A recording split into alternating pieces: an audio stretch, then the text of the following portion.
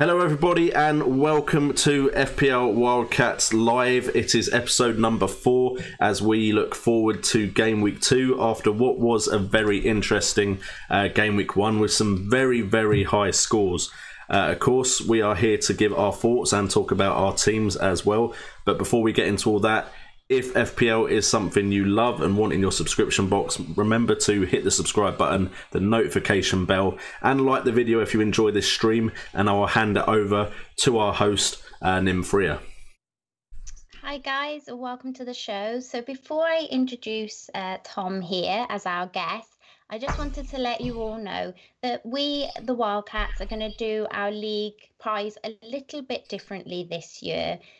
Instead of giving out a prize to you guys, we are all going to stick a tenner of our own hard-earned cash, not much I know, but it's a little bit, into a kitty, and £40 will be there to give to the charity of the choice of the winner of the prize this year. So we're going to give that money to a charity of their choice. Whoever wins our league will get to choose that. So just wanted to put that out there before handing over to our guest. And at that point, I will say welcome to Tom. Tom is one half of the Who Got the Assist boys who have a regular podcast on FPL. So make sure you go check them out. And welcome, Tom. How are you? Thank you. Yeah, all good, all good. Thursday, so we're almost there, almost another game week. It feels like summer when we didn't have FPL every weekend to think about and worry about. It was so long ago when we were chilled out and just watching some nice football. Now all the strain, all the stress, all that. Oh, what do I do with my FTs? It's all straight. It's all come back with a bang. And perversely, masochistically, I really like it. So obviously I'm one half of Who Got the Assist. You can find us on Twitter at WGTA_FPL and online at whogottheassist.com. We do a podcast every week, Monday or Tuesday, something like that. Brilliant. So thanks for having me. Yeah, no worries. You're our first live guest and we're very grateful to have you on. So we're hoping the tech works, everybody, because we're from all different places here. So hopefully it'll be working good for you. So Tom, why don't you kick us off by telling us how many points you got and tell us one thing, well, probably talk us through your team as well. So people might be able to see it on the screen, but talk us through your team and tell us one good thing about that team and one bad thing about that team. Okay, well, I got 62 points for the first game week. I'm aware there are massive points that were being reported on Twitter, but I'm not too worried about the fact that I got kind of above the average. I think the average was mid-50s. Yeah. Always on game week 1, the idea is to get to just above the average as far as I can. And all the picks I made, I stand by. And a lot of people who are going to kind of be shouting loudly on Twitter will never be heard of again. For example, the guy who was number 1 last year on Twitter, after Game Week 1, was just never heard of again. So I think it's a long, hard season, and I'm not too worried with the 62. Before the Man City game, I was probably not looking as good as I could have been. Didn't have a Crystal Palace defender on the pitch, which probably cost me a little bit. Went for Van Dijk over Robertson. Which again cost me a little bit when that goal went in for my captain Salah. And I think I had Neves and Richarlison in my team until the last kind of half an hour on the I was on the train to a wedding at the time. I think I tinkered my way out of those points and put in Jota and I did Kenny exactly in the same. Yeah, but I mean the last kind of the saving grace of the day was the Mendy assist and Bernardo Silva goal. So I've been banging on about Bernardo Silva. I think Johnny said you had been as well. But been banging on about him for so long, and I was just very glad to see that goal go in. Yeah. It kind of rescued my game week a little bit to some extent, as in at least kind of propelled me a little bit above the average. So, bad thing about my team at the moment, I'm not really too worried about it, to be honest. I think I want Jota to prove that he was worth the 6.5. Yeah. Perhaps he's probably the first one who's on the block. After him, maybe Ben Davies if he doesn't produce anything against Fulham, then I'll be worried about that. The good thing is, and this is horrible to say because of the misfortune that obviously accompanies it, but Kevin De Bruyne's injury means that having Bernardo Silva, having Riyad Mahrez and Mendy as well as my kind of City cheap triple up, and the idea was to avoid the rotation with Kun Aguero, which we'll talk about in a bit, I suppose. But the idea was to invest cheap in them, have those 3 kind of guys. And it looked, obviously, with De Bruyne out of the equation, I'm hopeful that will give Bernardo Silva and Mahrez more pitch time than they may otherwise not have had. So yeah, all in all, I'm fairly happy with my team. Just kind of hoping that Aubameyang does something this week before kind of game week 3 when he starts a very good run. I'm hoping that Arnautovic does something this week because I got him in against the grain, hoping he'll do something to push him up before this game against Bournemouth, but wasn't quite the case. But yeah, all good. Thank you. Cool. Yeah. What people might not know is that somehow most of last season, myself and Tom's teams just started merging into each other. Oh yeah. Quite a lot. And I can definitely relate to the whole Neves Richarlison switch, because I did exactly the same as you. But conversely, we didn't actually chat about that. No. So that happened completely separately. I think it's because I was drinking on a train, so I didn't really get the chance to speak about it too much with many people. Anyway. I probably talk too much to people about it. But anyway, I'll pass over now to Brett. If you could do the same for us, that would be great. Yeah, cool. Hi, guys. So I got 78 points in game week 1. Similar to Tom, really. It was like once the deadline had gone and it got to Saturday, the end of Saturday, I was starting to get quite concerned because all the players I had didn't perform, and the ones that I kind of overlooked or decided against, like Richarlison, for example, ended up delivering the points. Even Christian Eriksen didn't perform on the Saturday either. And it was the Sunday that kind of did rescue me a little bit. Man City's performance, Bernardo and Mendy, and even Edison, so the Man City performance really significantly improved my game week. 31 points from just those 3 players turned what looked to be a bit of a disaster into a respectable total, really, of 78. So like Tom said, not spectacular compared to a lot of the scores we've been seeing on Twitter, but still quite relieved that I've got well above the average, and it's a more than decent start, I think. So the positive for me was the Man City performance. I spent a lot at the back in my defence: Mendy, Van Dijk, Rudiger, and Edison in goal. Brave move. Yeah, so a lot of premium defenders, and I don't often go that route, and so it was quite nice to have that justified a little bit, especially with Rudiger at Chelsea getting 9 points. The 3 bonus points I thought was really quite surprising because he didn't contribute goals or assists or anything like that. So considering like Alonso, got an assist in that game, Rudiger managed to get full bonus points, so that was a positive as well. I guess the negative was maybe going Mitrovic over Zaha. Zaha scored, Mitrovic didn't. That was a gut feeling for me. Zaha so heavily owned, so definitely a gamble early on. But I just couldn't ignore my gut, which was saying go for Mitrovic. I fancied him to score against Palace. But a small negative, because overall it is still a respectable game week. Cool. That's good. Well done. Yeah, I think you beat me, so that's definitely respectable. I will quickly chat through mine, and then I'll pass you over to Jay for his.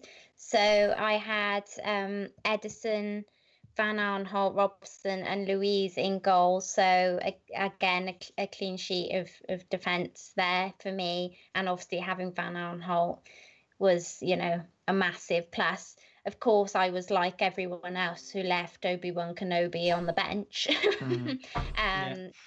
I did leave him second on the bench, though, behind Masuaku. Yeah, we'll probably cover that in a question later on. Like Tom, I had Kearney and Jota. Was going to go for Richarlison Neves, so a little bit kicking myself over that, but I'm not going to knee-jerk over that just yet. Bernardo Silva, like you guys, definitely helped save the game week. Salah as captain, and yeah, Zaha, Aubameyang and Aguero up front. I went big up top, lads. I was like, carrying them there on my shoulders, but yes, I ended up carrying them because they didn't do very much for me.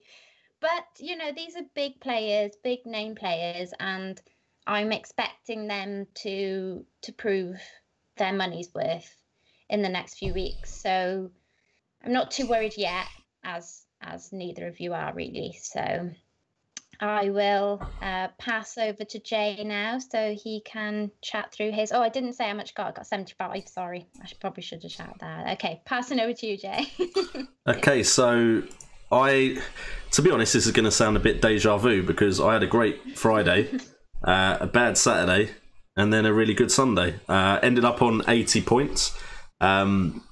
Was very happy with tripling up on Man City, apart from Aguero, who, of course, didn't score even though he was put through on goal, and then for some reason didn't finish his big chance. But I had Shaw and Sanchez, so 11 points and 5 points on Friday, was looking very good.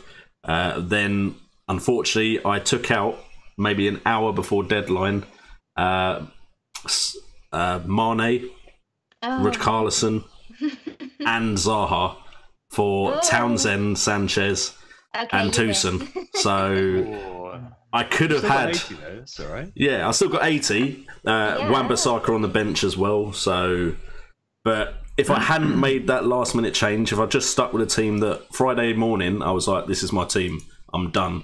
If I'd stuck with it and not doubted myself, and when I heard Pogba was coming in, I went and tried to get Pogba in, but the site had crashed, so I couldn't bring in Pogba. I was going to bring him in for Sanchez and probably change back to Richarlison and Zaha, which again, if I'd managed to make that change, it could have been better for me. But I'm happy with 80 points. It's quite well above the average. Probably my best start, even though there are plenty of people bragging about better scores. But 80 points is definitely clubs out there, isn't it? Yeah, but it's kind of both like you feel really good for them and equally as jealous. No, to be honest, I'm happy with my rank right now. I think it's something I can work on, and of course, this team wasn't just built for Game Week 1. I'm looking at Game Week 2, thinking it's still got very favourable fixtures, so I'm quite happy with where I stand. My fixtures are horrible, but I'm not too I'm going to try not to fixture watch too much this season because I did that a bit too much last season, I think. So, okay, I have a couple of questions here, and I will throw out to a couple as well. So if you want anything answered, chuck it in the chat. But first of all, I think we might want to just have a question from Curtio, our wildcat, who isn't here at the moment. And Tom, it's for you. And he asks, Mo Salah or no Mo Salah? Now, if you don't know the backstory to this... Yeah, I heard he's one of the people who's a martyr of the Salah dodger. Well, I mean, without speaking ill of somebody who's not able to defend themselves, I think it's a bit of... It's just overthinking, really, isn't it? I mean, to some extent, obviously, you've got the Mane thing to back up on. But early on in the season, before we knew that kind of what we know now, before Game Week 1, I think the case having Mo Salah based on last year's performance was pretty damn clear. There are lots of kind of instances of statistical backup for why you should have had Mo Salah. And my favourite one, which I repeated a few times in pre-season, is when you look at all of the top scoring FPL players over the last 3 years, that is Hazard, Sanchez, and then Mo Salah last year. A really interesting stat is big chances missed. Big chances missed obviously also feeds into XG as well. If you miss kind of a tap in, then yeah, that's pretty bad. So Sanchez and Hazard both missed 8 big chances in the years when they topped the FPL point scoring charts. Last year, Salah got first 2 goals, and he also missed 23 big chances. Wow. Something like that. You look at that pre-season and you just think, well, if I don't own this guy and this guy goes mental, obviously he was at the top, the top end, the most expensive player. If he goes mental and people start buying him in, if you get people who are kind of Salah dodgers thinking, oh God, I've missed out, then it was a very, very strong security pick backed up by a lot of stats which showed it was probably the best idea. I mean, you can't eulogize enough about how good a season Mo had last year. Obviously, people do think there may be a little bit of a regression. I saw the tweet going around that, Mahrez suddenly stopped performing, and then so did Sanchez, and so did Hazard, Hazard, Sanchez, and Mahrez, and drawing comparisons to Salah and saying, "Oh yeah, Salah's going to regress." The thing is that it's a little bit different between those guys and Mo. Like with Mahrez, Craig Shakespeare stabbed Claudio Ranieri in the back, didn't he? At too shaky. With Hazard, kind of fell apart at Chelsea, didn't it? That was the first season, wasn't it, for Mourinho? And then Sanchez obviously wanted to leave Arsenal and didn't get his move until kind of mid-season. But he clearly wasn't looking like the players liked him, nor the manager particularly was enamored with his performances. So I mean, I think it's a little bit different for Mo, and he has that security, signed a new contract, scored a goal, straight away in pre-season, and got his goal as well in the game. So, and if you watch the game as well, you can see like he missed one tap in from a Firmino pass, and there are a couple of balls in from James Milner that he was inches away from. So I think it's very difficult to go without Mo, and I think just kind of for security of mind, you're either ballsy or stupid, or maybe both, to go without him, at least for the moment. And if there is a case that it's better to reinvest your money elsewhere, then of course you've got to adapt. I was just going to say, I've just realised when you mentioned that Sanchez comment that Jay is completely surrounded by Arsenal fans tonight. Oh, wow. Yeah. Well, we should definitely have a discussion about your defensive performance then. Yes. Well, we've been warning you for weeks about our defensive performance. I took your advice. I had no Arsenal defenders at all. In fact, I had no Arsenal players. So that will change after game week 2, though, most likely. Yeah. Cool. Sure. Do we have any questions in the chat then, Brett, before I chuck you out a couple more from Twitter? Yeah, there's a few questions. Mctavius asks, is there any player that's grabbed our attention in game week 1 that we hadn't considered beforehand? So rather than the players that we were considering a lot, is there anyone that's now got our attention since game week 1 that we hadn't considered before? Yeah, we'll pass that one to Jay first. Probably the ones that grab my attention the most are a lot of them from Leicester City. I think most of the players that did well, I was kind of watching anyway, and I was watching Leicester City, Man United for James Maddison, because I was hopeful that I'd see a good performance, and I think I did see a good performance, even though he didn't get any returns. But also you then got Pereira, defence, who was playing out of position as a right mid. He did get put back later on in the game to right back, but he was playing out of position. I think Chilwell looked like he was going forward with the ball, looked quite advanced as well. So I think Leicester City kind of opened my eyes, and if they can sort out that defence, with Vardy, of course, always capable of getting some goals, I think there could be some good options from Leicester.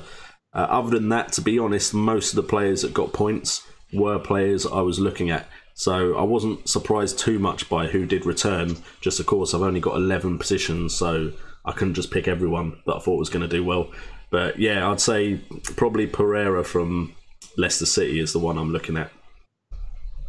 Cool. Would you like to add any, Tom? Was there any that caught your eye besides those two? It's cool if they're the same, but I think Jay picked the best two there. Sorry. No, it's fine. I think Pereira definitely is one of those that's been on my mind. And we looked at him for our Prospects in the Prospect series, and he was often played out of position by Puel. Played on the wing, despite being assigned it, and he got the assist for Vardy's goal, didn't he, as well? So I think that he for 5 million is looking quite nice. Like, I've got Ben Davis at the moment, and for some reason he was the only Spurs defender to blank, which is just so ironic. The fact you've got him in is because he's going to do something going forward. It didn't quite work out that way. Other players really, it's similar to you, Jono. There were players I already had my eye on. One of them, I think, that did pop a little bit, even though we did lose, is Aaron Ramsey, just because of how advanced he was looking. I think that the positioning bodes well. I think Emery and Rakitic worked together for half a season, and Rakitic was tasked with kind of just box-to-box midfield play, carrying the ball forward, making chances and taking chances himself, and hopefully Ramsey will become kind of Rambotic almost and become an integral part of Arsenal going forward. At 7.5, he's definitely one that I'm looking at the moment, because Arsenal got a great run of fixtures from game week 3 onwards. I think the other final one probably is looking at Chelsea, and you mentioned him earlier actually, TV. It's Rudiger. Rudiger was he got all 3 bonus. Getting all 3 bonus above Azpilicueta in that Chelsea team is probably noteworthy. Azpilicueta last season topped the BPS by an awfully long way. He effectively was giving you 2 points when you started the game rather than 1. So to see him not in the bonus when Chelsea kept a clean sheet is pretty damn big. To some extent, it looks like he's playing a more withdrawn role now, allowing Alonso to move forward a little bit, but not as much as he was. But it's still kind of one of those things that you're kind of looking at that, and the fact that he got the free bonus for 0.5 cheaper from Aspi. quite a dangerous player as well. A lot of the set plays, he's like the Van Dijk almost of Chelsea. Like a lot of the set plays are aimed in at him, and he scored a couple of goals last season, I believe, that were from set plays, headers from set plays. So he's one I've definitely got my eye on as well. Chelsea in game week 3 they've got Newcastle, but 4 and 5 they've got 2 home games which are really, really damn good. They've got a home game against Bournemouth and then a home game against I think it's Cardiff, isn't it? Which is absolutely ridiculous. Those are 2 games that every FPL manager should be jumping on like a fly on their feces. So that's kind of where I am at the moment, but I'm sure other people will emerge over time. Well, just to follow on the 2 clubs at least that you mentioned, the 2 for me would be Pedro, which I know we were all kind of thinking of, but for me now I'm considering him maybe for that Jota spot if Richarlison, because Richarlison's already risen in price, so I'm a little bit I might already be priced out of him, so my kind of second option might be to go to Pedro. So I've been looking at him. But actually, the fellow who quite surprised me, going back to Arsenal, is the fellow's names I can't say properly. Is it Guendouzi? Did I get that right? Guendouzi. I think you're taking a doozy. You're almost there. Yeah, I'll have to give him a nickname. It's fine. 4.5 and looked really strong for us, I thought, in the middle of the park. Now, is he going to end up being a bit of a Kante, like Kante is for Chelsea? I'm not. I mean, that's what he's been bought for, I guess. But he looked quite attacking, like he was amongst everything for us in a difficult game. So for that 4.5 midfielder spot, I'm quite interested to keep an eye on him. Definitely. Brett, were there any that caught your eye? Yeah, it's funny because before game week 1 started, we had discussed Chelsea defenders and people were talking about Alonso and whether he was worth a go. And I remember John saying, look, Alonso could still be Go Alonso. And I was kind of more like, let's go with Azpilicueta for now. After seeing game week 1, Alonso is like right back on my radar now, to be honest. It's on the watch list. Yeah, granted 6.5 is like so expensive, but it is 0.5 cheaper than he was last year. And he was concrete in my team last year from game week 1, really. But just to see, the highlights and like, if he wasn't fouled, he was about to score. Like he was right in the box, about to score that goal. Like, so we very nearly had a Go Alonso situation there. And it was only because he got fouled that he got only the assist. There's no, he was one-on-one with the keeper. Like I'm sure he would have put that away. So seeing him get that far forward and like get in the box again, he's a player that I genuinely ruled out. I was not going to go for Alonso until I kind of found out how he was going to be utilised, if he was nailed. And there's still a bit of time to see now in the upcoming game weeks. But it wouldn't surprise me if he scores against Arsenal, because I remember him scoring against us like last year or the year before, sort of heading the powerful header against Bellerin, that kind of thing. So yeah, he's one that's sort of right back on my radar now after game week 1 for sure. Cool. Well, I've got one here that I'm quite interested to know what you guys think, because I'm in a similar position. I think this is from Just Mendoza, and he wants to know, should he play Obi-Wan versus Liverpool, hoping for attacking returns, or should he play Peltier versus Newcastle for the Cardiff clean sheet? So, Tom, give us the answers. Not an opinion, the answer. The answer will become clear on Monday. I'll give you the answer. So this is obviously an interesting one. I think a lot of it comes down to like how mentally you set up your team sometimes. Like for me, I've got the same issue, and I've got I think I've got one spot, and it can be Peltier, it can be Wan-Bissaka, or it can be Kearney.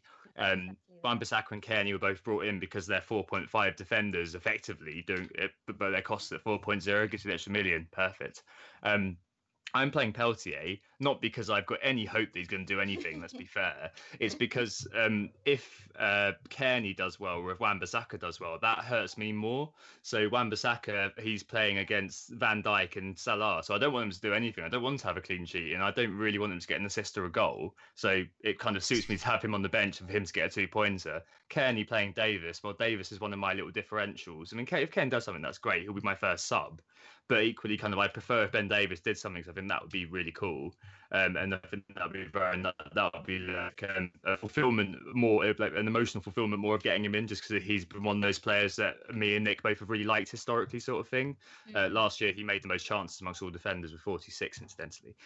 But he, so I prefer that to happen. And so you've got Peltier. I haven't got Newcastle players. He made, I think it was 4 tackles or something in the last game. There's nothing really about him, apart from him being a bit of a card shark, apparently, to recommend him to us. But the fact is that he doesn't play any of the players that, if he gets a good score, then that's a good thing for me. Whereas the other way around, I'll be playing players against my own players. So I think, well, might as well stick Peltz in and just hope for the best, really. I mean, at the end of the day, it's a 2-pointer, and I don't really care. Like, I set up my team in the beginning to think, well, I'm going to have.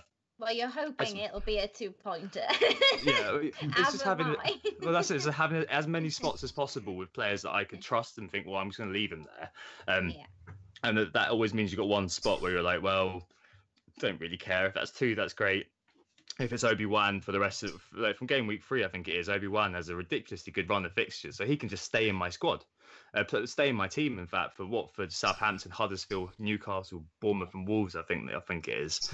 It's really sad that I know that, isn't it? But like having him there is brilliant for 4.1 as it is now. So that means I've got another player. But this week it's going to be Peltier. I'm just going to have to hope that Wan-Bissaka doesn't repeat the tricks. I'm guessing there'll be a lot of people who have brought him in, a lot of people who may be playing him now just based off last week's performance.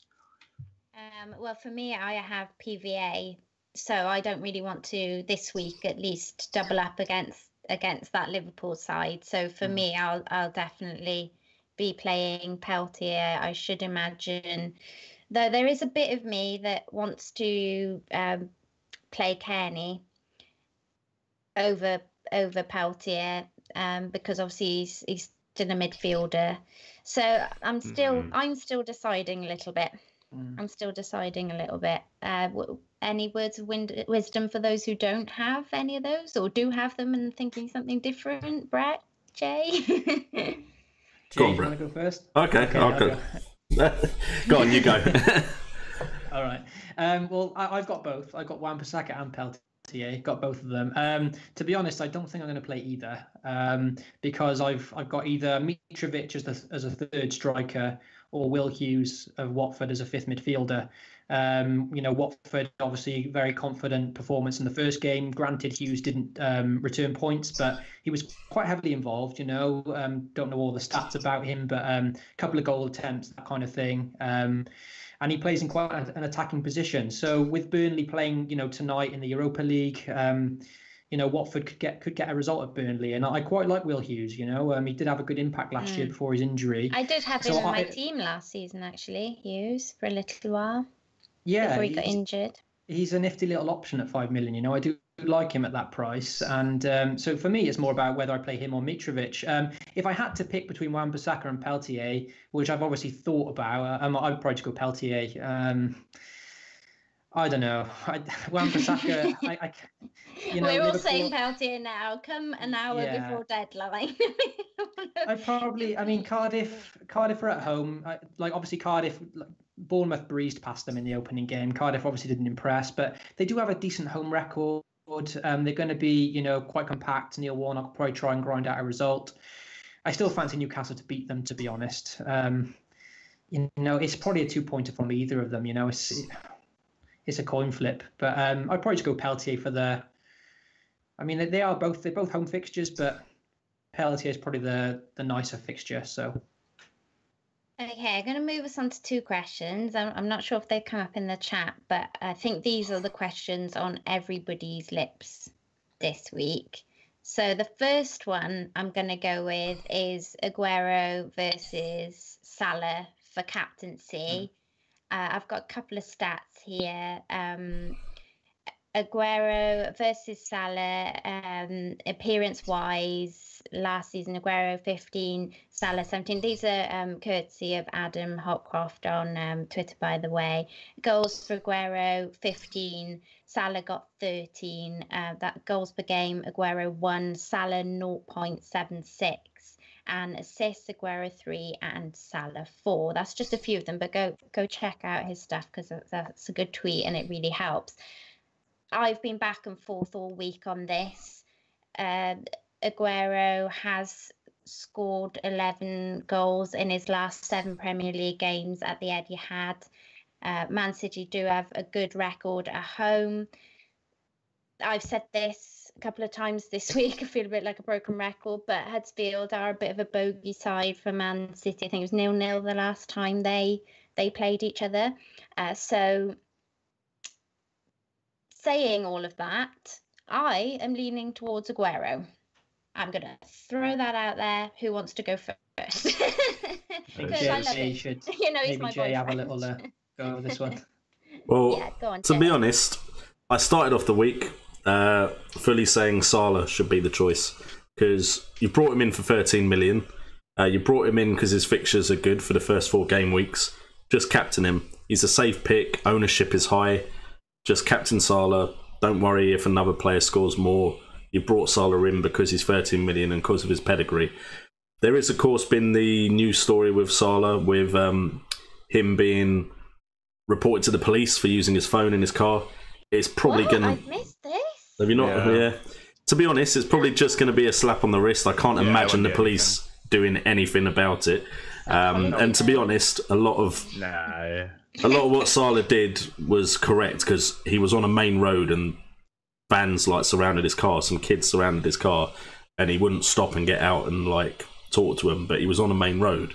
He's not meant to stop and just get out of his car. And of course, you never know what could happen if you just step out of your car anyway. But apart from that, I still think Salah's very likely to score against Crystal Palace. I think Liverpool should win and score at least 2. I, however, am leaning towards Aguero now purely because it is at home.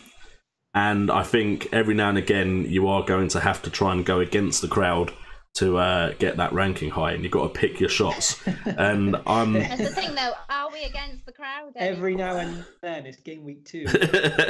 Well, why not take an early swing? Like, you know, like, to be honest, I just feel like this is one of those fixtures where if Man City show up, they should score a few. Yeah. And I believe Aguero will start. I think when it's at home, Aguero starts. Jesus usually gets brought in either because Aguero needs a rest, he's injured, or something like that. But at home, Aguero is usually the one that's brought in. So I'm going to go with Aguero as captain. But again, that could quite easily change. We've got a disclaimer with that. To be honest, I don't think Aguero is like risky because Aguero's ownership is high. From all the captain polls, a lot of people are picking Aguero, so I don't even think it probably is going to be that big a differential anyway to captain him. So I don't think it's dangerous to not pick Salah for this game week. In agreement, Tom? Well, I don't own Aguero. I didn't buy him. Are you wavering on somebody else? No, I've got Mo Salah the whole way. I don't see any reason not to. John O just said 13 million. You got to captain him. But 1 million people have said this on Twitter, so it's not a new thing. But if you've bought Kun Aguero, this is the game you captain Kun Aguero in, guys. So where is this issue coming from? Like, he's going to be rotated, but no, he's not. I mean, looking into the numbers, FPL Awesome did a good job at this. Looked at the numbers of Aguero and Jesus when both were available. Aguero played more than double the time of Jesus. It was only a couple of occasions when Jesus was favoured over Aguero against Stoke, and what else have I got written down here? I think it was only against Stoke actually that he was favoured over Aguero. So I think, really speaking, if you do own Aguero at this point, you've got to captain him. It's worth mentioning as well that the stats Nim gave for Adam were home and away stats, not the whole season stats. Yes, sorry, I should have said that. No, that's fine. And I looked at that data, and frankly, it's very, very similar. The on a lot of levels. So, for example, XG exactly the same. Like they both scored 7.66 for Salah, 8 for Kun, more than they probably should have. they both, for example, have similar amount of goal attempts, a similar amount of goal attempts in the box, a very similar amount of big chances, almost identical pen box touches. All of the stats are very, very similar. Home for Aguero, away versus for Salah. If it was away, then Salah would win out.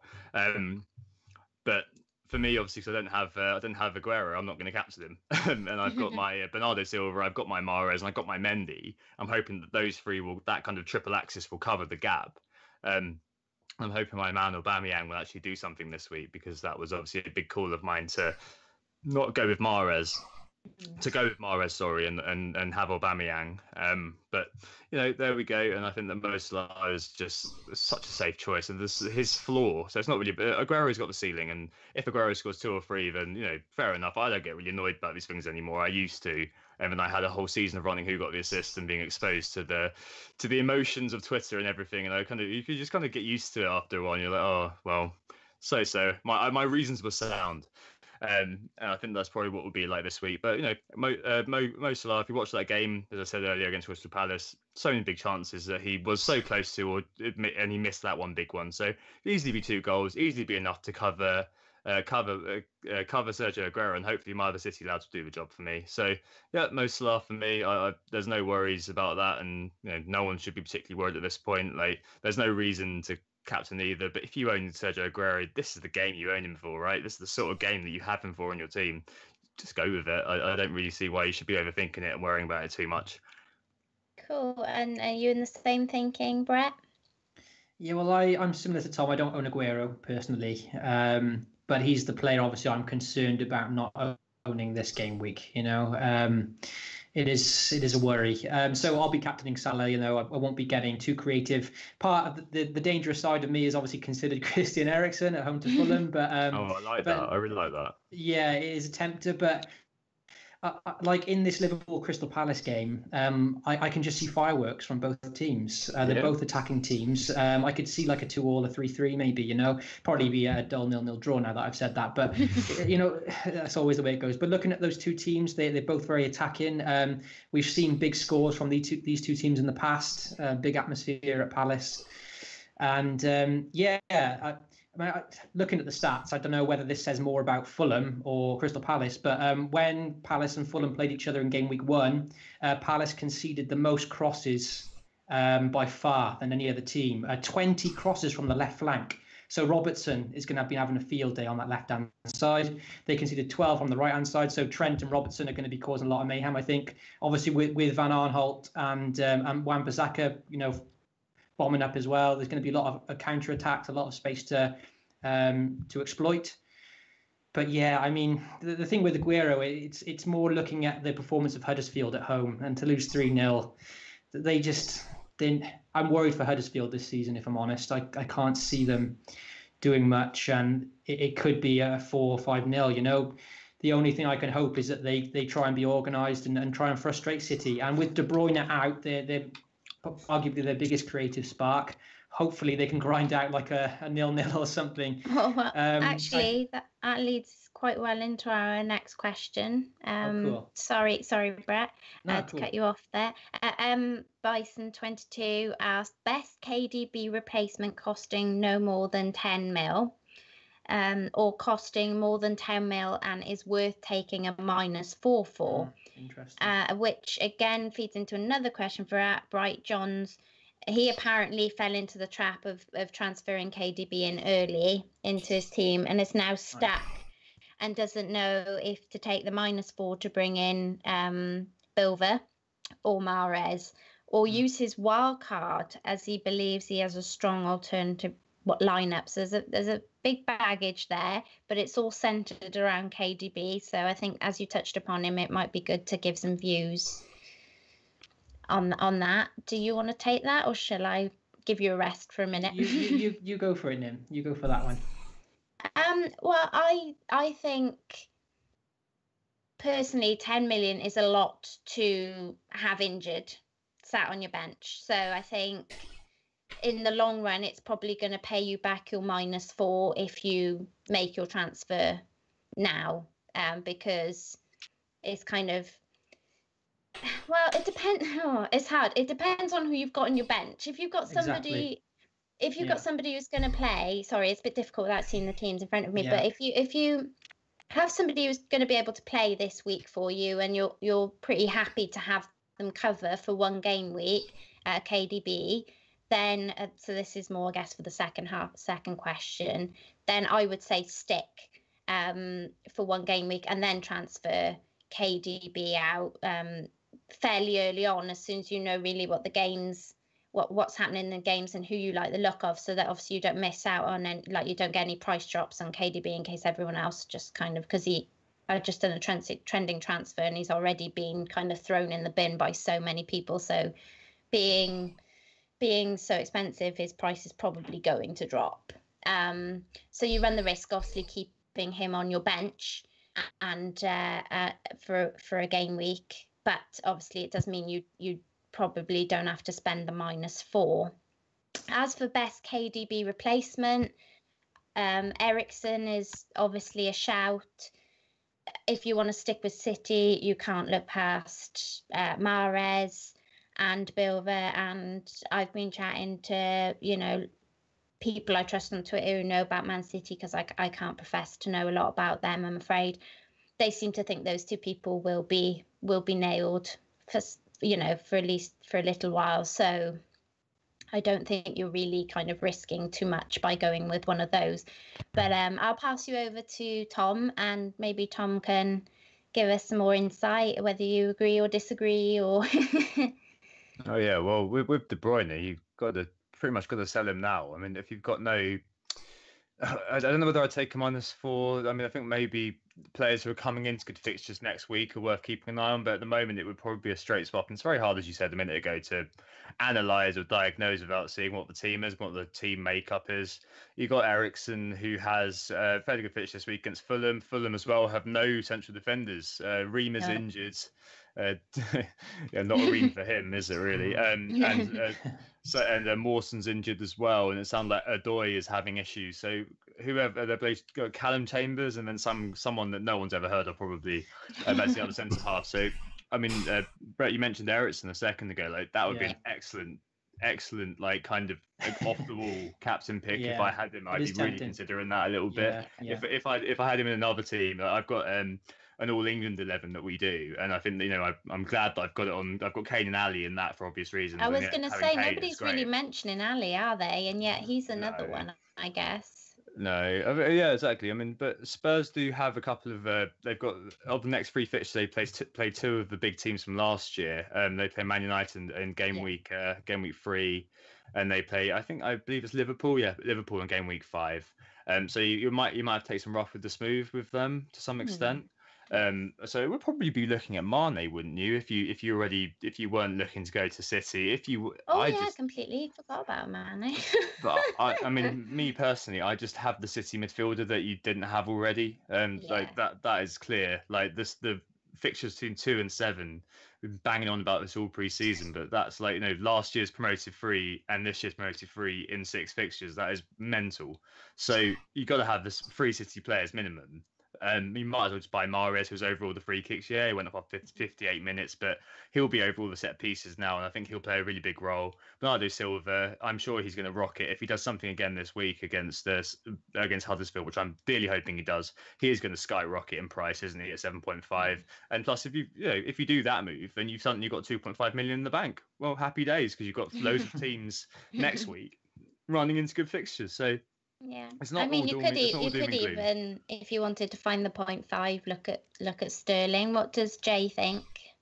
I mean, Sterling would be a shout, but I think that the reason you had a Man City midfielder is because of Man City's fixtures and because of how good they are. Man City and Liverpool are the 2 teams that are most likely going to score the most goals this season. So it would literally be either Mane, if you didn't have him, or looking at Mahrez or Silva. Silva's probably the move to make if you're thinking about your team value. I see him being the one that could potentially rise the most and the quickest. Mahrez is probably the player that is...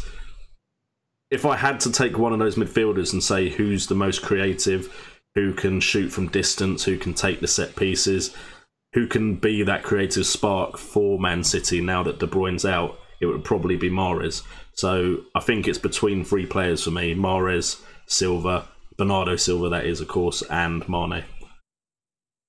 Mara is also owned by just 5% of people, incredibly, which is quite interesting. I thought that would be a lot higher. I'm guessing maybe we'll see some people stream from KDB to Mahrez, but that number's pretty good. And as Johnny just said, Bernardo Silva, that's pretty decent. You've got almost 10% now. And I think a rise will happen this week. I doubt we're going to get a profit if we do own him, but you're probably going to see one rise this week and just be hoping that something else comes out. He's meant to rise tonight. Yeah. Not 100%, but he's meant to rise tonight. Just like putting this in there just to give some other options to people. I'm going to throw this over to Brett. Brett, what do you think of if people, I know it's a bit out there and a bit playing devil's advocate, but what would you say for, say, Pogba or Sanchez as an option? Well, in the situation that this person has asked, I mean, they can't really go above 10 million now because they're going to already have to take a -4 to swap De Bruyne out. Therefore, to get someone above 10 million, they have to take a -8 now just to get, Sanchez or Sterling, for example. Well, if they're considering using their wild card, true. they Okay. Consider Sanchez. Yeah, I mean, I guess for me, I kind of neglected that part because I wouldn't wild card so soon. I wouldn't either. Don't know about the others, but Sanchez. He's an explosive option, but it's been too long since he was at his best now for that price, for 10.5. When you've got the 0.5 extra for Sterling, for example, or the same price as Hazard, I prefer both those options to Sanchez personally. So I wouldn't go near Sanchez at the moment until I see some kind of return of form, in the next couple of game weeks. Pogba is an interesting one because he is a cheaper option, but again, he's not an option I really like. Not to say he's not a good pick. He got the most dribbles out of anyone last game week. Interesting. Apparently. Yeah, I mean, look, he's just come off the back of an amazing World points, but No, true. He's just come off the back of a big World Cup win. Looking to be maybe the main man for United, but there's all this kind of rumours whether is he unhappy there? What's going on with Mourinho? It always seems to be the same story with United, So I kind of, from a personal point of view, I just kind of look past them. But I mean, who have United got next? Who's in game week 2? I think it's Brighton. Brighton away. Yeah, Brighton away. So, and then Spurs next. I mean, Pogba's a decent option at 8.1, but for me personally, I just don't like United's prospects really. So if for both costs, the 10.5 for Sanchez or the 8.1 now for Pogba, I think both price brackets have better options personally. So yeah, I'd have to avoid both if it was me. Cool. Well, before we throw it out to a few more questions out to the people in the chat, I know that Kurt left us a little video. So at this point, we'll show that to you guys, and then keep getting those questions in the chat because we'll come back and have a little kind of quick fire round on that. Hello there, FPL WildCats. Sorry I can't be here tonight. As you can see, I'm on holiday. I'm not on holiday. No, I'm just watching Sheffield Wednesday, unfortunately. Now, unfortunately, one, because I can't be there to answer your questions and just annoy you with my no Salah chanting, really. And number two, also because we're probably going to lose, so yeah, not too good, is it? But hopefully you are all enjoying the stream. I just have one question for all the FPL WildCats. Hopefully they answer it. Are we impressed so far with the £13 million Mo Salah, or are we just slightly considering Sadio Mane, even though it's one game week in? I'll let you guys answer that one. Maybe even in the comments down below. I'll try and tune in just to sort of keep up to date with things. Leave a few questions in there and just chat to you guys. But enjoy the stream, everyone. Enjoy the stream, and welcome to Tom as well as a first special guest. And hopefully you enjoy things on FPL Wildcats. So I'll see you all in whenever we're next live, I suppose. Don't know when that is. Sure, it'll be announced, but these are falling further down my nose. I'm sidetracking here. Enjoy the stream, guys, and I'll see you all when we're next live. So, yeah, see you later. Okay, so thank you, Brett, for sending that video in. I think you need to get over the Salah thing, though, because Mane only outscored Salah because of an offside goal. So we'll wait and see. We'll wait and see for the next couple of game weeks. So I still think you're wrong, and everyone we've spoken to thinks you're wrong, but we shall see going into game week 2. He'll be back next time, folks, so be sure to be ready to we haven't kicked him out because of the Salah thing. Cool. So, Brett, what questions do we have off the peeps? Cool. I just want to quickly add, because there's a comment in the chat from James who asks about holding Sanchez for Brighton or to bail out now. So obviously I just had a bit of a discussion about United players. Now, if I did already own Sanchez, then I would keep him against Brighton. I mean, if you're going to spend 10.5 million, if you're going to spend that kind of money on Sanchez one game week ago at the start of the season, there's not many better fixtures than playing Brighton, who didn't impress in the first game. So James, you've got to hold on to him for that. I mean, he on his day, he can still bang like 2 goals, 3 goals. You never know with Sanchez. So I wouldn't buy him now, but if I had him, I would definitely hold him. So one of the questions someone said, obviously there's a lot of good strikers. Sorry, Brett. Just Jay, you agree with that because you've got Sanchez, right? Yeah, I've got Sanchez. I mean, I've said it so many times this week. Don't panic. Just because the player doesn't score in one game week, you brought him in for a reason. Give him some time. I remember last season I had Kevin De Bruyne for the first 4 game weeks. He didn't really return any points, took him out, and then he had a great run. So you brought these players in for a reason. Yes, I'm a bit worried about Sanchez as well. Yeah, exactly. Just give him some time. But if he doesn't perform against Brighton, then I've got 2 transfers because I held the transfer. And maybe I'll take him out, maybe I won't, depending on the fixtures. But don't panic just because a player doesn't return one game week. Cool. Right. Sorry, Brett. Crack on. All good. Okay, so there was a question in the chat regarding the £7 million striker category. And they want to know, is there better value there as opposed to spending 9 million on Vardy? Is 9 million for Vardy worth it, or do you think there's better value in the £7 million strikers? Tom, would you like to take that one? Yeah, sure. So Jamie Vardy came out last season, excluding appearance points, because I don't believe that appearance points is a good gauge of how well a player's done. Excluding appearance points, Jamie Vardy came out as a top value for money striker last season's performances compared to this season's prices. A reason for that is because he got 20 goals. And he and Roberto Firmino have had a very similar trajectory. They've always been the same price. But this year, Firmino got a 1.0 price hike and Vardy a 9.0. And not quite the same. Interesting. With Vardy, the one... Yeah, exactly. I thought that was really interesting. Like, with Vardy, the one to keep in mind, my beloved rat face. 2 things with Vardy. One is that he loves scoring against the big teams. That guy, like, genuinely, he is very, very annoying. If your big team kind of player is playing Leicester, just be afraid. He's going to score. We saw it. I was the Gea owner. Went out. I was at a pub in Durham, sitting having a beer. And I looked down at my phone. It was 90 minutes. I was like, yes, clean sheet for the Gea. So about 8 points. Went for a pee. Looked at my phone. Welcome back to FPL. Yeah. My Luke Shaw score looked really good until Vardy as well. Yeah, you still got 11 points, didn't you? I mean, I'm still happy. My mum has Vardy, and she kind of walked out of the room, got a cup of coffee, Vardy scored, and we all went, Vardy scored. She walked back in, she looked at the telly and went, that's a very Vardy goal. It was like, I'm very happy. She always, every year, Vardy, Aguero, Sigurdsson, so she wasn't very happy, obviously, when he was taken off. But she always does really quite well right at the beginning because she just has these kind of Alonso and Azpilicueta in her wow.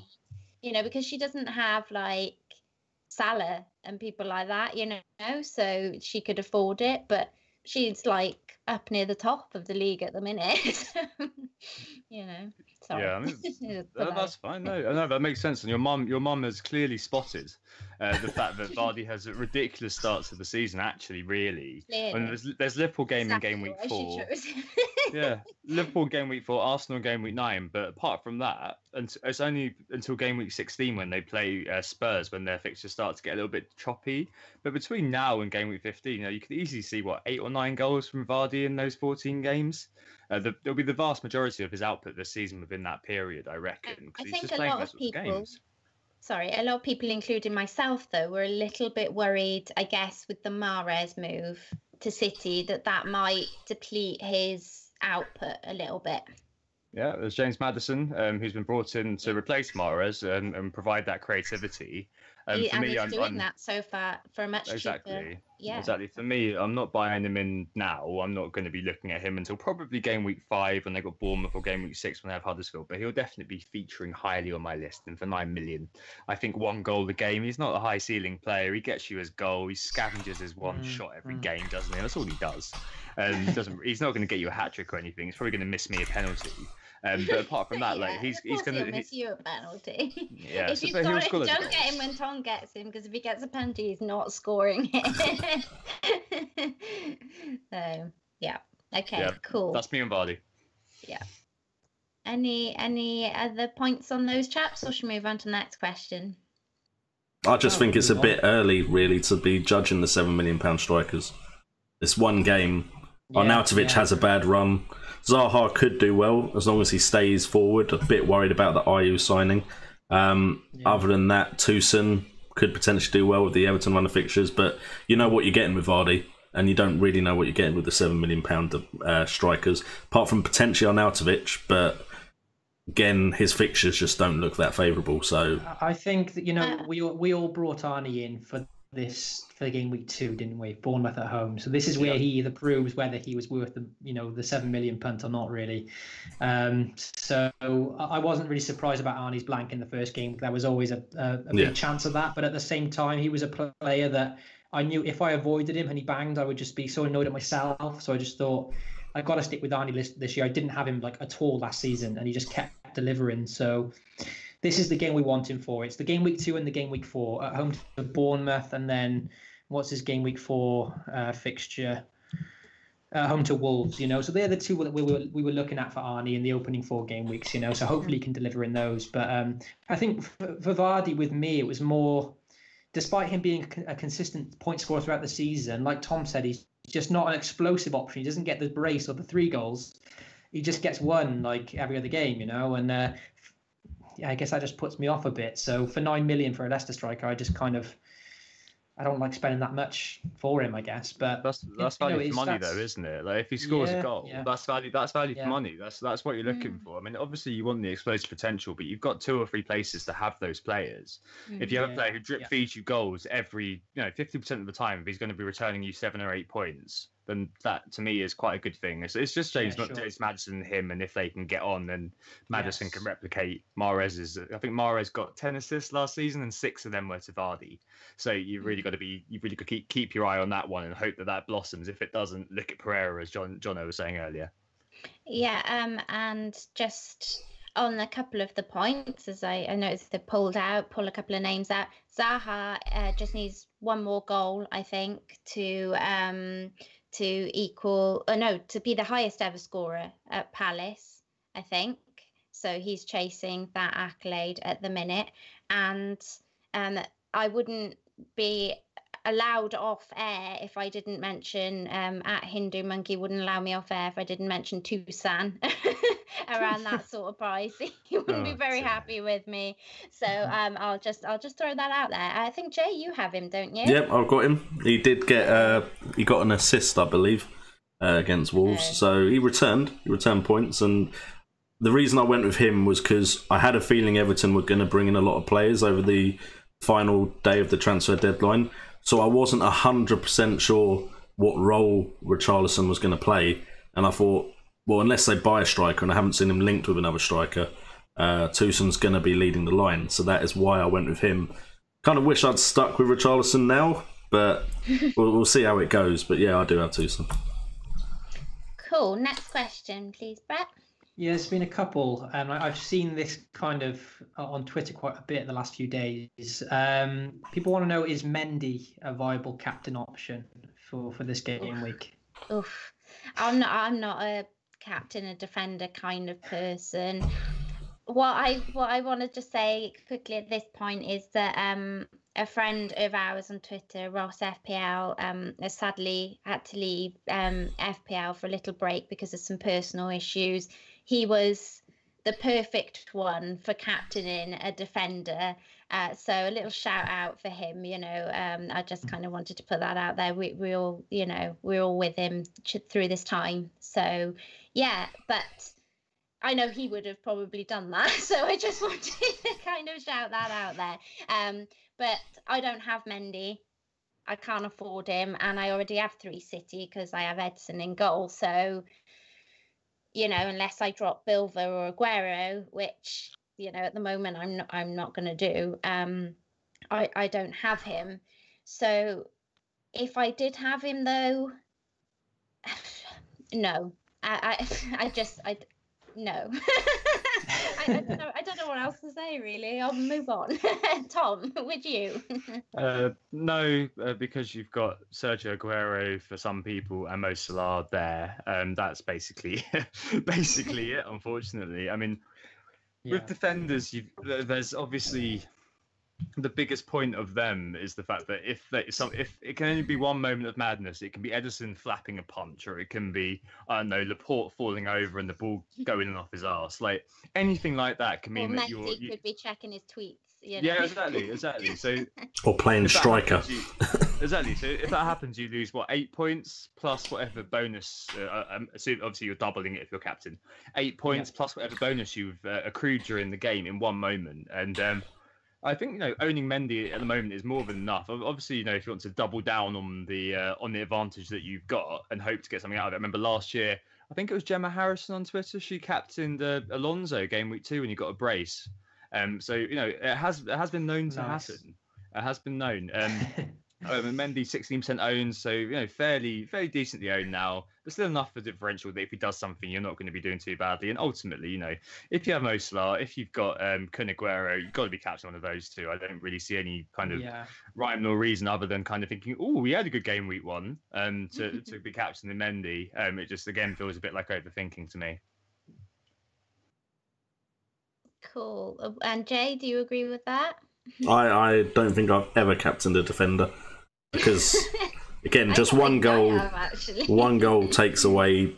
I mean, for me, I bring in defenders first for the potential of clean sheets. Then, if they also have the bonus of being able to give attacking returns, that is a plus. But bread and butter for a defender is clean sheets. Yes, captain them and they get the clean sheet. You're doubling the clean sheet points, but again, just one moment. It's the Premier League. Anything can happen. Anything can happen in football, just in general. And that clean sheet is completely gone. And what defender returns attacking points the same rate as Mohamed Salah or Sergio Aguero? There isn't a defender that. If Patrick Van Aanholt started scoring 20 a season, then I consider captaining him. Otherwise, I'm not captaining a defender. Fair enough. Okay, next question. Oh, sorry, Brett. Did you want to add anything? I mean, most of it's been covered. I think going back to what Tom said just quickly. I mean, watching the week 1 game, Man City playing Arsenal. I mean, maybe it's because I owned Mendy and Edison, so I kind of doubled down on the defense of Man City. It was quite stressful to watch because Edison was doing his best to kick the ball to Arsenal and wipe the clean sheet. What was he doing? What was Özil's touch? What was Özil's touch? Oh my God! I was so back and forth for that because there was one. Well, obviously Arsenal, and I was like, and then the other half of me was like, because it was kind of that ecstasy pain thing. I just couldn't watch it. I had to leave the room and just count until the full time had gone because Edison was just his distribution was quite poor. He was really trying to cost me that clean sheet. So I mean, one little mistake like that, even if Man City winning 4-0 and they make a mistake and it's 4-1, then it's kind of all for nothing then, isn't it? Unless Mendy gets attacking returns, but the chance of him producing returns is a lot less than the chance of Aguero or Salah. So if you want to live dangerously and have a bit of fun with it, then why not? But if you're being more sensible about it, it's probably not the best idea. So some people in the chat want to know about Ings, what we think about Danny Ings, and if he's a good budget option to be considering. Oh. I didn't actually see much of him on, but I've heard that in the smaller amount of time that he was on, he looked pretty nifty, I believe. I definitely did some stuff on him around that transfer deadline day when he moved to Southampton, and his stats are pretty good. So for that price range, if he can kind of slot into that Southampton team and become a starter, for me, he's a possible option. Do we go there straight away? I'm not really sure. That'd be my thoughts, but I'll pass it on to Tom. At 5.5, I don't really care who he plays for. If he's playing, he looks like a decent, like Danny Ings when he was at. I've got very fond memories of him back in 2014-15 when he was at Burnley. 11 goals, 4 assists, similar sort of stature of club, I'd say, to some extent. And I think that he's been very unlucky the last few years, but he definitely seen when he came on for Southampton to make a difference. Very clever. He was kind of doing a lot of link-up play as well. And I think that that's probably bodes well. It's always good to have kind of two ways that a striker can get you points, like a dual point stream of assists and goals. The key is at 5.5, and we've spoken about 7.0s quite a lot already. But at 5.5, if you've got a player who will return once every 3 games or so, if he's got fairly good fixtures, like you can stick him in over a 7.0 and suddenly have 1.5 to play around with elsewhere. So you could end up, with Salah and Mane because you've stuck Danny Ings in there. To some extent, it's about thinking about the player as a commodity rather than thinking about, we play Southampton. It's what he can do relative to the value relative to his price tag. And he was priced to sit on the bench at Liverpool for this season and not really show up apart from when the first team is all unfit after a continental game, for example. Now, as Nim said, he's playing for Southampton. If he plays himself into that team, after a while, we're all going to be looking at him. If he scores a goal in the next kind of couple of weeks, people are going to be thinking, well, he's 5.5. Yeah. And he'll rocket in value very quickly to probably about 6 maybe would probably be what his actual price would be if he'd have gone to Southampton before the game reopened. So, these are nice. It's always nice to find these little bargains. He's not going to be giving you 200 points a season. If he doesn't, obviously fantastic. We'll all own him. But he'll probably get you 120, 130 points if you own him at the right times. And for the enablement that he gives you, I think that's a very, very good option. Either as your second striker if you're feeling bold, or your third striker for definite if you're playing a 3-4-3. It was quite frustrating actually, because in one of the 4 drafts that I did, that I talked through just on the day of the deadline of the FPL, one of them was having Danny Ings in that third striker spot so that I could afford Mane in midfield with Salah. Ooh, yeah. So if it's going to allow you something like that, then, as you say, 5.5. Absolutely. Jay, Brett? I'll just go quickly. That's a very good point, Nim, because that 1.5 can be a significant upgrade. I mean, with the emergence of Raheem Sterling again now, and their fixtures, I would love to have Sterling if I could. I mean, you downgrade a 7 million striker to Danny Ings, and you can go 9.5 up to Sterling. But yeah, just really quickly. I mean, I've only just quickly opened this now, having looked at these comments about Ings. So I just done a very, very quick bit of research. But he only played 34 minutes, and in 34 minutes, 3 goal attempts.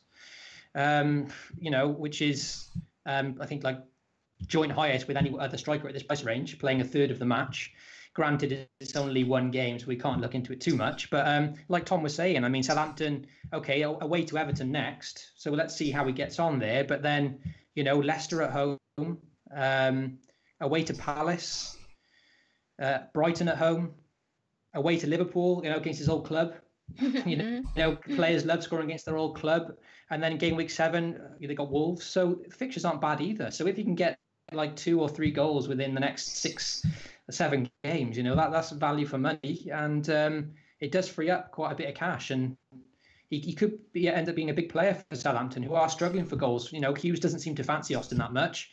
They signed that striker for like 19 million, and I don't know whether he's gone out on loan now. We've hardly seen him. Carrillo, he's gone. Yeah. He was being blamed for them not being able to make any moves in the transfer window because he was such an expensive flop.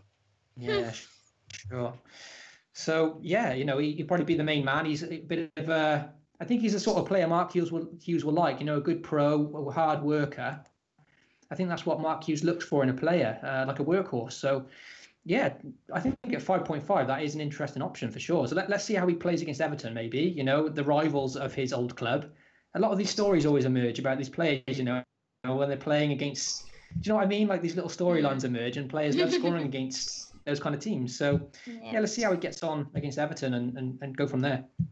Cool. Do you want to direct the next question at Jay so that he can do some chatting for a bit?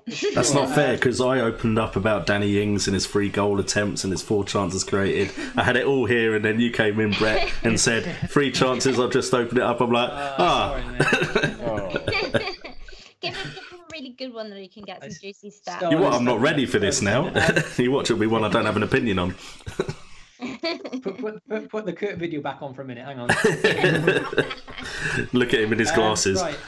People are asking about Richarlison. What are your thoughts on Richarlison, Jay? Okay. Fortunately, I have looked at this as well beforehand. Don't get me wrong. His return of points was great. He actually looked clinical in front of goal, which he didn't for a lot of last season. But he had 2 chances, and they both went in. Do I think he's going to consistently put all of his chances away? No, I think I'd much prefer to see a player like Mane, who got 4 chances and scored 2, than someone that gets 2 chances and scores 2. Because 100% goal conversion rate is not going to be sustainable for a season. So for me, I'm definitely still keeping an eye on him, and I still think he's a good option if you're trying to cover that Everton run of fixtures. But for me, I'm not looking at him thinking I have to have him right now. Now, of course, that could completely change if they play Southampton and he does it all over again. But yeah, for now, I'm definitely keeping an eye on him. It but doesn't matter how much his money's gone up. We'll have it. But to be honest, he's gone up 0.1 million at the moment, so he's still attainable. It's still not difficult to bring him in. I mean, I've got a few players that have risen in price anyway, so budget-wise, I could still bring him in, maybe with the 2 transfers next week, but I just think one game week, as I've said so many times this week, is just one game week. So we do not know if it's going to continue this way. So I definitely think it's possible that he has as good a start to the season, if not better than last year. But again, under Marco Silva, he kind of burned out as well. So I'm also worried about that. So for me, he's one to keep an eye on, definitely. But I'm not looking at him thinking I have to have him now. Cool. Okay, I think you much covered Richarlison. You have Richarlison, don't you, Tom? Do you have Richarlison, Brett? I don't have Richarlison. Oh no, you don't. Sorry. No. Okay. What are your thoughts then? Oh, okay. Well, Richarlison, yeah, it's basically SCN Capoue syndrome, isn't it? Like, am I going to look at him and think, well, every shot he takes is going to go in? Well, probably not. No. And last season, let's not forget how bad he was towards the end of last season. Like between game weeks 19 and 38.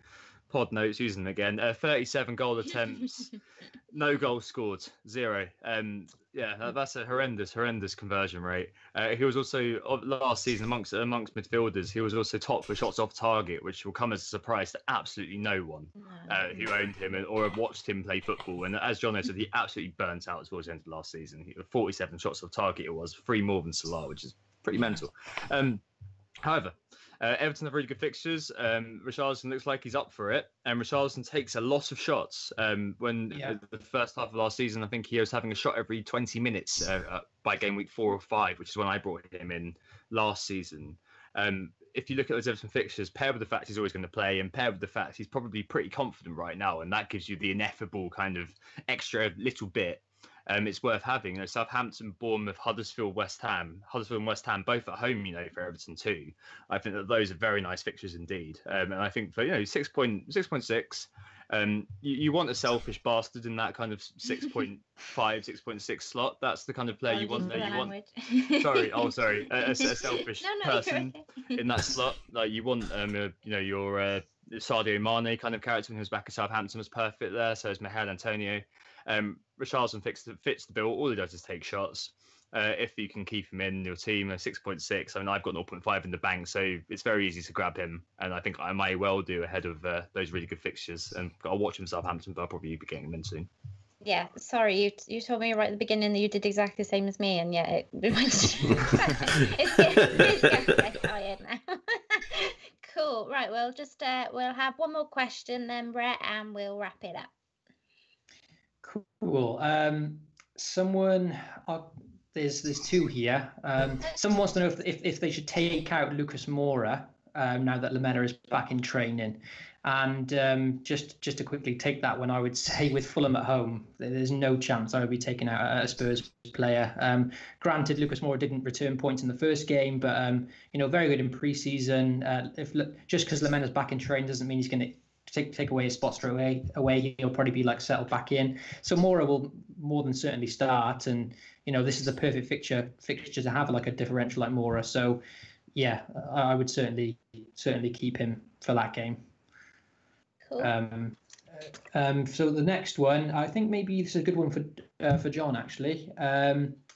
Craig Richards would like to know about Leicester's chances of keeping clean sheets this season. Do you think they're going to be solid defensively with their fullbacks being quite attacking? I mean, Leicester City aren't one that I look at for clean sheets that often. I mean, I think last year they were quite leaky as far as conceding goals. Clean sheet wise, if I can find it, they got 9 clean sheets last season, so that's not exactly earth shattering compared to a lot of other sides with cheaper defenders getting more than that. Shots conceded as well, they about 489 shots conceded with 164 on target. That's around mid-table for last season. I don't think they've improved their defence to a point where I think that's going to drastically change, or necessarily defensive midfielder. They've not brought anyone in that's going to drastically change that either. So clean sheet wise, I don't think they're necessarily a way to go, which kind of for me prices a lot of them out, because last season you could have potentially got a 4.5 from Leicester, and then you're kind of accepting the fact that they won't get that many clean sheets. But now a lot of them are around the 5 million mark, so you're going to need, if you're going into that Leicester side, a defender that can get attacking returns to make up for that fact that the likelihood is I don't think they'll get that many clean sheets. So basically I'm looking at their fullbacks and that's it. Ben Chilwell and Pereira. Yeah. Cool. All right then. So just to let you guys know, as we know, it's very early days, but at the top of our league at the moment is Paul, the other one, quite like that, Paul Sins. So well done, Paul, with 108 points. So great start to the season, that. But obviously early days, we'll hopefully see if you'll be able to keep that top spot. And I will pass it over to Jay to wrap us up. Okay, guys, so thank you so much for joining the stream again. We should hopefully sort out when we'll be streaming next and let you guys know via Twitter.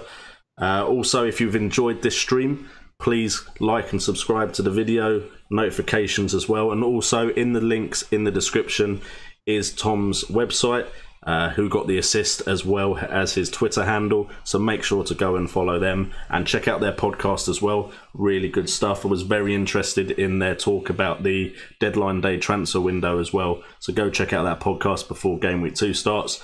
And that is all to be said. So thank you for joining us, and we'll catch you guys next time.